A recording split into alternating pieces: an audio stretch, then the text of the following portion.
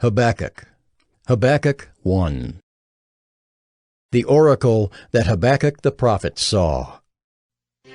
O Lord, how long shall I cry for help, and you will not hear? Or cry to you violence, and you will not save?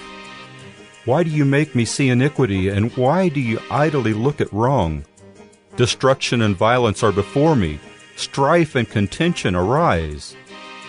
So the law is paralyzed, and justice never goes forth.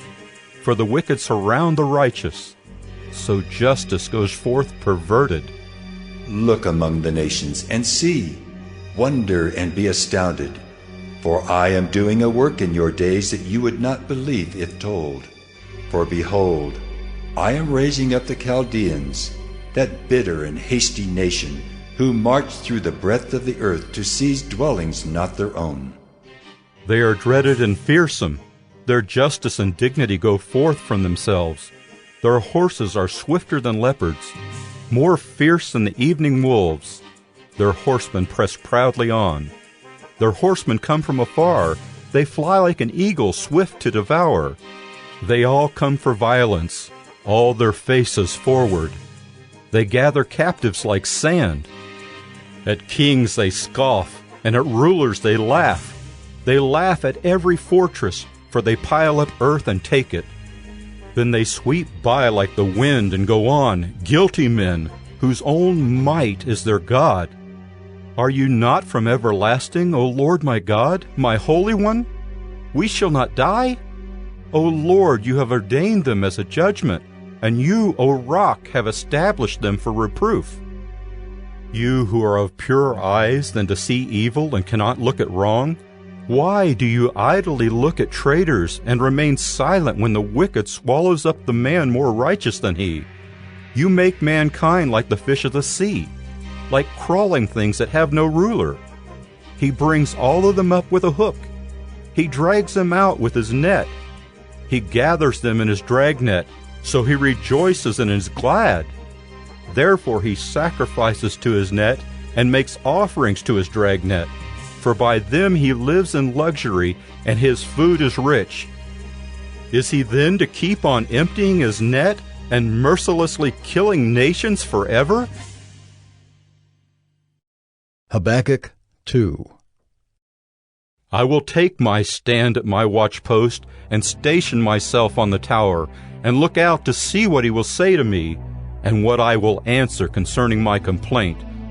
And the Lord answered me, Write the vision, make it plain on tablets, so he may run who reads it. For still the vision awaits its appointed time. It hastens to the end. It will not lie. If it seems slow, wait for it. It will surely come. It will not delay. Behold, his soul is puffed up. It is not upright within him. But the righteous shall live by his faith. Moreover, wine is a traitor, an arrogant man who is never at rest. His greed is as wide as Sheol. Like death, he has never enough. He gathers for himself all nations and collects as his own all peoples. Shall not all these take up their taunt against him, with scoffing and riddles for him, and say, Woe to him who heaps up what is not his own! For how long? And loads himself with pledges. Will not your debtors suddenly arise, and those awake who will make you tremble? Then you will be spoil for them. Because you have plundered many nations, all the remnant of the people shall plunder you, for the blood of man and violence to the earth, to cities and all who dwell in them. Woe to him who gets evil gain for his house, to set his nest on high, to be safe from the reach of harm.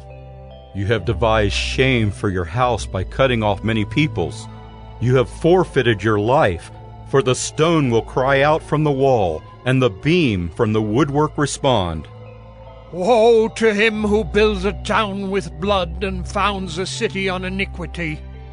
Behold, is it not from the Lord of hosts that peoples labor merely for fire, and nations weary themselves for nothing? For the earth will be filled with the knowledge of the glory of the Lord as the waters cover the sea. Woe to him who makes his neighbors drink. You pour out your wrath and make them drunk, in order to gaze at their nakedness. You will have your fill of shame instead of glory. Drink yourself and show your uncircumcision. The cup in the Lord's right hand will come around to you, and utter shame will come upon your glory. The violence done to Lebanon will overwhelm you, as will the destruction of the beast that terrified them, for the blood of man and violence to the earth, to cities and all who dwell in them. What profit is an idol when its maker has shaped it, a metal image, a teacher of lies? For its maker trusts in his own creation when he makes speechless idols. Woe to him who says to a wooden thing, Awake! To a silent stone, Arise! Can this teach? Behold, it is overlaid with gold and silver, and there is no breath at all in it. But the Lord is in his holy temple. Let all the earth keep silence before him. Habakkuk 3. A prayer of Habakkuk the prophet, according to Shigionoth. O Lord, I have heard the report of you, and your work, O Lord, do I fear. In the midst of the years revive it. In the midst of the years make it known. In wrath remember mercy. God came from Teman, and the Holy One from Mount Paran. His splendor covered the heavens, and the earth was full of his praise. Selah. His brightness was like the light. Rays flashed from his hand, and there he veiled his power. Before him went pestilence, and plague followed at his heels. He stood and measured the earth. He looked and shook the nations.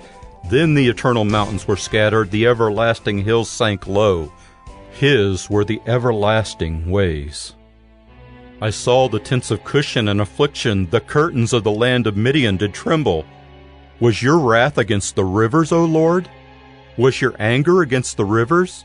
Or your indignation against the sea when you rode on your horses, on your chariot of salvation? You stripped the sheath from your bow, calling for many arrows. Selah. You split the earth with rivers. The mountains saw you and writhed. The raging water swept on. The deep gave forth its voice. It lifted its hands on high. The sun and moon stood still in their place at the light of your arrows as they sped, at the flash of your glittering spear. You marched through the earth in fury. You threshed the nations in anger. You went out for the salvation of your people, for the salvation of your anointed. You crushed the head of the house of the wicked, laying him bare from thigh to neck. Selah. You pierced with his own arrows the heads of his warriors, who came like a whirlwind to scatter me, rejoicing as if to devour the poor in secret. You trampled the sea with your horses, the surging of mighty waters. I hear and my body trembles. My lips quiver at the sound. Rottenness enters into my bones, my legs tremble beneath me. Yet I will quietly wait for the day of trouble to come upon people who invade us. Though the fig tree should not blossom, nor fruit be on the vines, the produce of the olive fail, and the fields yield no food, the flock be cut off from the fold, and there be no herd in the stalls, yet I will rejoice in the Lord. I will take joy in the God of my salvation. God, the Lord, is my strength. He makes my feet like the deer's. He makes me tread on my high places. To the choir master with stringed instruments.